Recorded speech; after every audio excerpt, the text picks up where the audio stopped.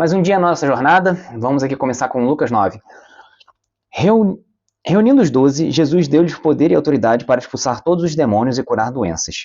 E os enviou a pregar o reino de Deus e a curar os enfermos. E disse-lhes, não levem nada pelo caminho, nem bordão, nem saco de viagem, nem pão, nem dinheiro, nem túnica extra. Na casa que vocês entrarem, fiquem ali até partirem. Se não os receberem, sacudam a poeira dos seus pés quando saírem daquela cidade, como testemunho contra eles. Então eles saíram e foram pelos povoados, pregando o evangelho e fazendo curas por toda parte. Herodes, o tetrarca, ouviu falar de tudo o que estava acontecendo e ficou perplexo, porque algumas pessoas estavam dizendo que João tinha ressuscitado dos mortos, outros que Elias tinha aparecido, e ainda outros que um dos profetas do passado tinha voltado à vida. Mas Herodes disse, João eu decapitei. Quem, pois, é este quem ouço essas coisas? E procurava vê-lo. O que a gente tira aqui desse texto? Eu acho que o que chama mais atenção aqui é como Jesus envia os 12. Então, Jesus estava com esses 12 durante todas essas passagens, e ele vai e pede para que esses 12 fossem pregar o evangelho agora. Ele envia os 12. E olha que interessante o que Jesus fala aqui. Não levem nada pelo caminho, nem bordão, nem saco de viagem, nem pão, nem dinheiro, nem túnica extra. Ou seja, Jesus envia esses 12 em total dependência de Deus. O que ele pede para as pessoas é, vão sem nada. Vocês vão ser hóspede em quem abrigar vocês. Vocês não vão levar comida, não vão levar nada. Vocês vão, estrada fora, 100% dependendo de Deus. E aí vem a parte de Herodes, onde fala aqui que Herodes está já meio escaldado com o que está acontecendo com Jesus e pergunta quem é esse Jesus. E o que mostra aqui é que as pessoas estão confusas de quem é esse Jesus. Então, alguns dizem que ele é um profeta que ressuscitou, outros que é Messias, outros que é João Batista. Então, na verdade, essas pessoas estão vendo grandes feitos, estão vendo Jesus se manifestar, fazer grandes coisas, mas ainda não conseguiram entender quem de fato é esse Jesus. E por que aqui menciona ele? E por que aqui eles mencionam que seria Elias que apareceu? Porque em Malaquias fala que Elias voltaria para anunciar o grande e terrível dia do Senhor. Então eles têm essa percepção de que Jesus poderia ser, por exemplo, a reencarnação de Elias. Mas o interessante é que a gente olha assim e fala, poxa, mas como assim eles não sabem quem é Jesus, não estão vendo toda a divindade, tantas coisas miraculosas sendo feitas? Mas olha que engraçado, porque nos dias atuais, muitas pessoas também não sabem quem é Jesus. Dentro da própria igreja, temos diversas pessoas que não sabem quem é Jesus. Tratam Jesus criado nas suas mentes, tratam Jesus criados por líderes religiosos, tratam ensinamentos como se fosse de Jesus que Jesus nunca ensinou. E fora da igreja é pior ainda. Tem quem não acredite sequer que Jesus existiu, que isso tudo é uma invenção fictícia, que não existiu o Jesus histórico. Quantas religiões veem Jesus apenas como um ser legal, um ser que passou na Terra, mas sem toda a sua divindade? Estamos aí no Big Brother, né? E me lembro que num dos Big Brothers tinha um participante que falava que Jesus, na verdade, não morreu. Ele fugiu com Maria Madalena e que não morreu. Então, ainda hoje, muitos não conhecem Jesus de fato. E o pior, muitos desses que não conhecem estão dentro da igreja, escutando a palavra de Deus e não param para conhecer Jesus. Continuando aqui, versículo 10. Ao voltarem, os apóstolos relataram a Jesus o que tinha feito. Então ele o tomou consigo e retiraram-se para uma cidade chamada Betsaída. Mas as multidões ficavam sabendo e o seguiram. Ele as acolheu e falava-lhes acerca do reino de Deus e curava os que precisavam de cura. Ao fim da tarde, os 12 aproximaram-se dele e disseram, manda embora a multidão para que eles possam ir aos campos vizinhos e aos povoados e encontrem comida e pousada, porque aqui estamos em lugar deserto. Ele, porém, respondeu, deem-lhes vocês algo para comer. Eles disseram, temos apenas 5 pães e 2 peixes, a menos que compremos alimento para toda essa multidão, e estavam ali cerca de 5.000 homens. Mas ele disse aos discípulos, façam-nos sentar-se em grupos de 50, os discípulos assim fizeram, e todos se assentaram. Tomando os 5 pães e os 2 peixes e olhando para o céu, deu graças e partiu em seguida, deu graças e o partiu. Em seguida entregou aos discípulos para que os servissem ao povo. Todos comeram e ficaram satisfeitos, e os discípulos recolheram 12 cestos cheios de pedaços que sobraram. Esse milagre é um dos poucos que está em todos os evangelhos. E é um milagre físico bem distinto, né? Porque uma doença sair é algo que você, como é que eu posso explicar, não vê concretamente, digamos assim. Tem uma pessoa que tem uma doença, e alguma coisa biológica acontece, você não vê e a pessoa está livre dessa doença, ok? Cego enxergar, ok? Essas coisas. Mas aqui vem algo, acho que até um pouco mais físico. Imagina você nessa situação, imagina você um dos 12. Primeira coisa para você imaginar é que Jesus dá uma resposta que eu acho que os discípulos devem ter ficado meio barata tonta, porque eles chegam com a preocupação daquela comida e que Jesus responde para eles: deem-lhes você algo para comer. Isso deve ter sido uma pergunta que os discípulos devem ter ficado assim: ué, o que Jesus está falando, gente?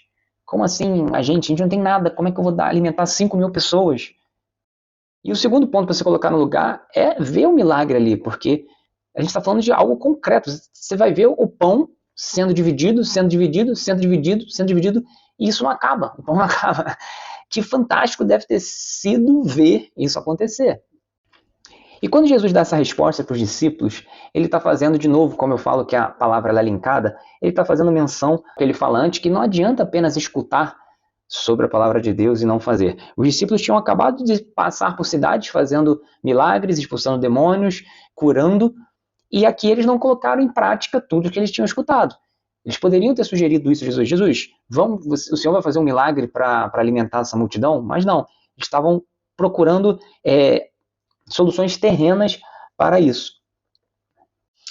Versículo 18. Certa vez, Jesus estava orando em particular, e com ele estavam os seus discípulos. Então lhes perguntou: quem as multidões dizem que eu sou? Note que, anteriormente, Herodes vai questionar quem é Jesus, e agora Jesus quer saber quem dizem que ele é. E vocês vão ver que os discípulos relatam exatamente algo parecido com o que foi dito a Herodes. Eles responderam: alguns dizem que é João Batista, outros Elias, e ainda outros que é um dos profetas do passado que ressuscitou. E vocês, o que dizem? Perguntou. Quem vocês dizem que eu sou? Pedro respondeu: o Cristo de Deus.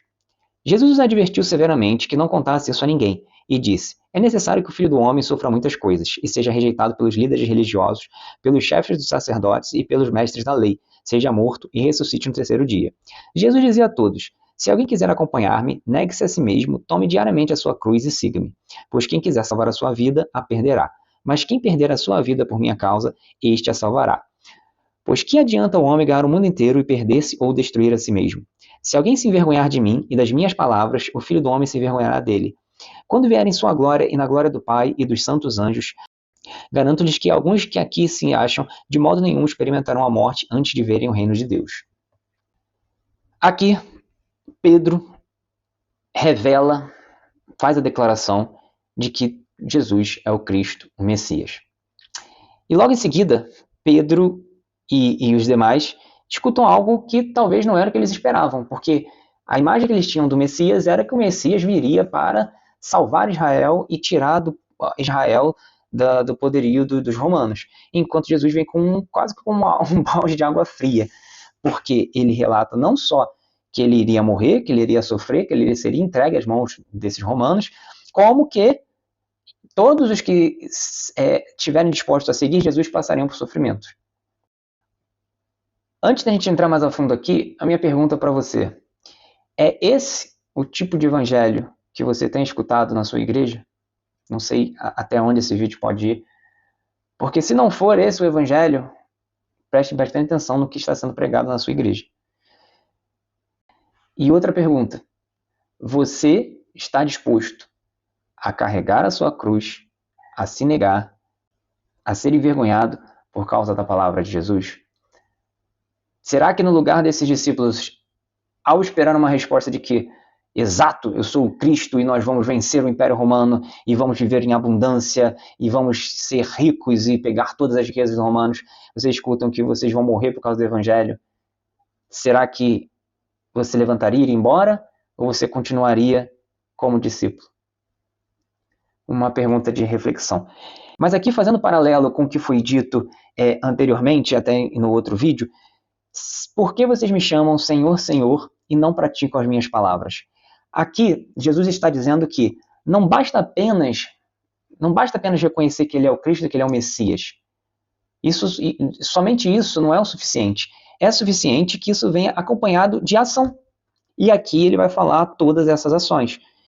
E todos os males que eles passariam, e como diz aqui no 23, Se alguém quiser acompanhar-me, negue a si mesmo, tome diariamente a sua cruz e siga-me. Ou seja, praticar a palavra de Deus diariamente, praticar a palavra de Deus renunciando às suas vontades, se colocando à disposição de Jesus e até mesmo sofrendo por conta desse Deus. Era isso que ele estava dando de mensagem para aqueles discípulos. A transfiguração, 28. Aproximadamente 8 dias depois de dizer essas coisas, Jesus tomou consigo a Pedro, João e Tiago e subiu ao monte para orar. Enquanto orava, a aparência de seu rosto se transformou e suas roupas ficaram alvas e resplandecentes como o brilho de um relâmpago. Surgiram 2 homens que começaram a conversar com Jesus. Eram Moisés e Elias. Apareceram em glorioso esplendor e falavam sobre a partida de Jesus, que estava para se cumprir em Jerusalém. Pedro e seus companheiros estavam dominados pelo sono. Acordando subitamente, viram a glória de Jesus e os 2 homens que estavam com ele. Quando estes iam se retirando, Pedro disse a Jesus: Mestre, é bom estarmos aqui, façamos 3 tendas, uma para ti, uma para Moisés e uma para Elias. Ele não sabia o que estava dizendo.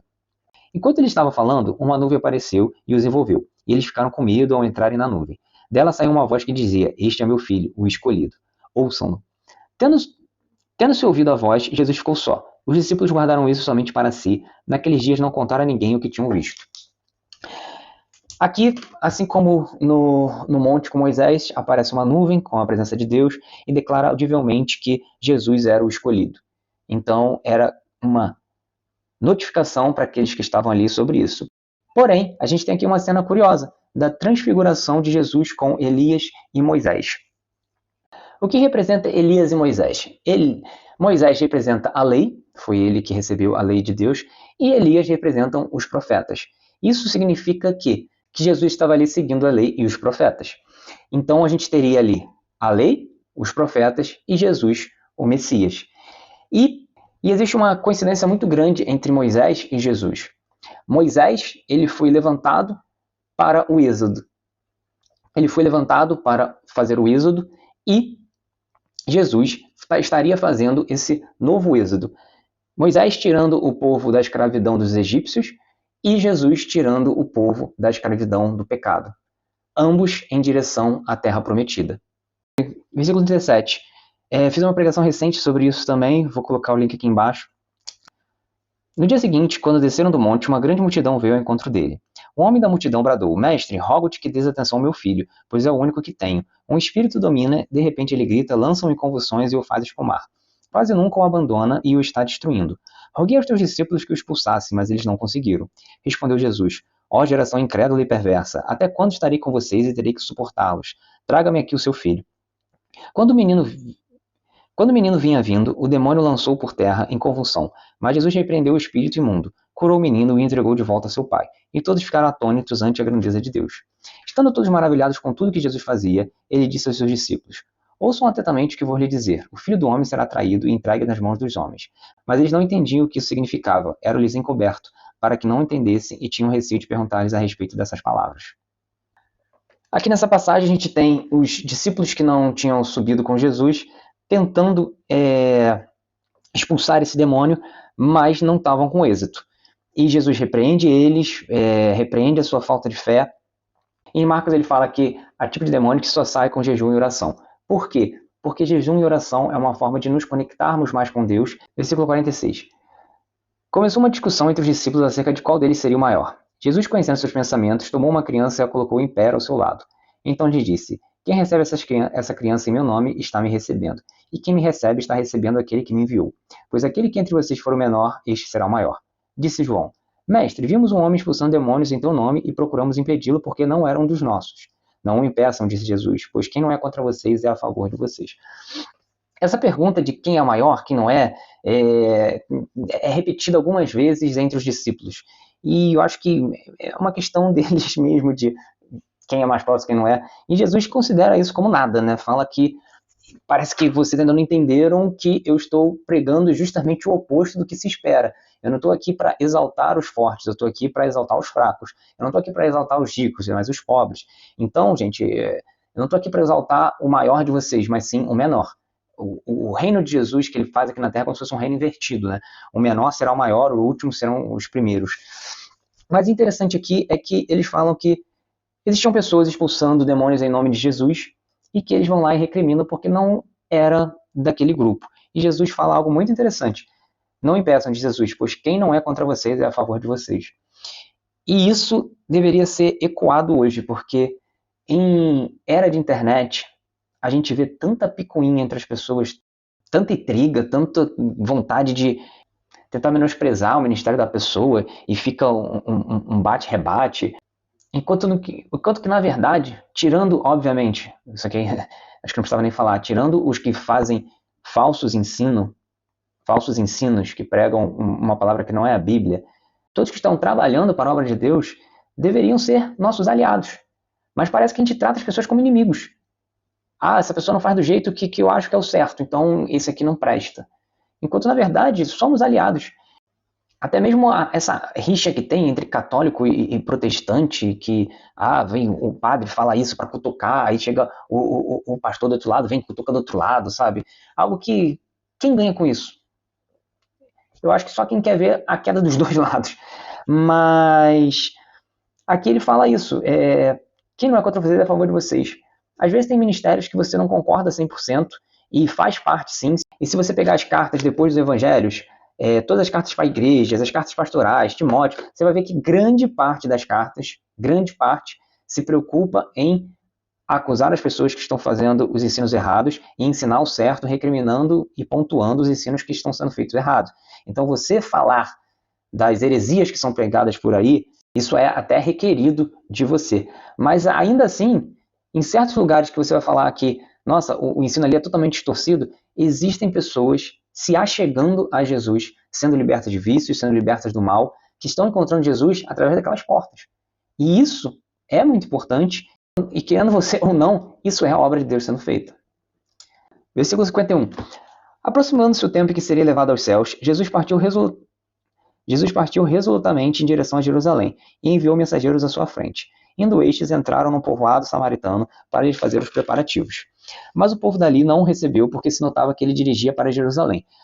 Ao verem isso, os discípulos Tiago e João perguntaram: Senhor, queres que façamos cair fogo do céu para destruí-los? Mas Jesus, voltando-se, os repreendeu, dizendo: Vocês não sabem de que espécie de espírito vocês são, pois o Filho do Homem não veio para destruir a vida dos homens, mas para salvá-los. E foram para o outro povoado. Note como é difícil aqueles homens entenderem a palavra de Jesus.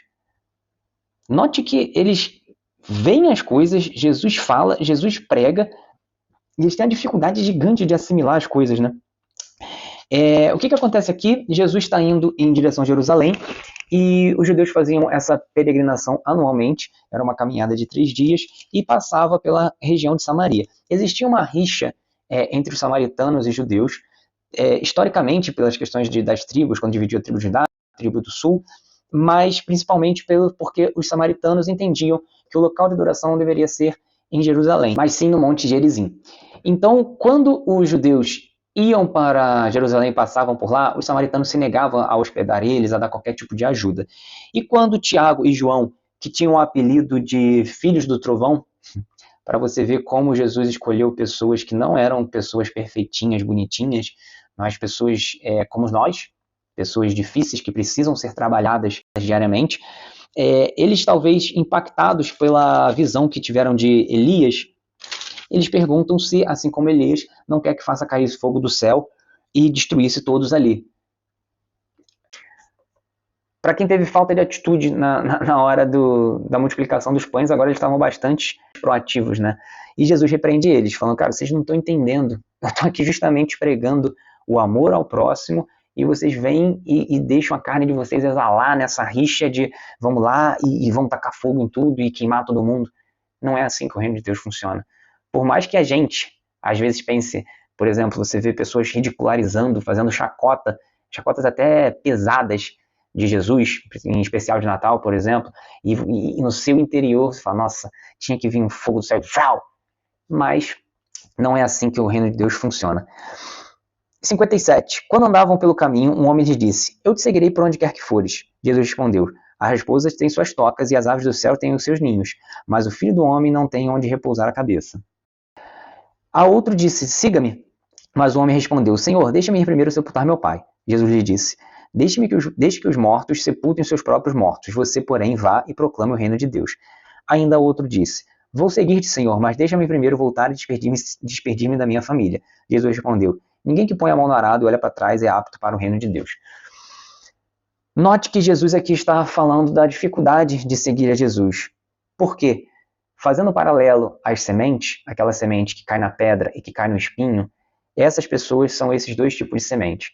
Elas até gostariam de seguir Jesus, mas as coisas desse mundo impedem que elas sigam Jesus. Elas dão tanta importância às coisas do mundo.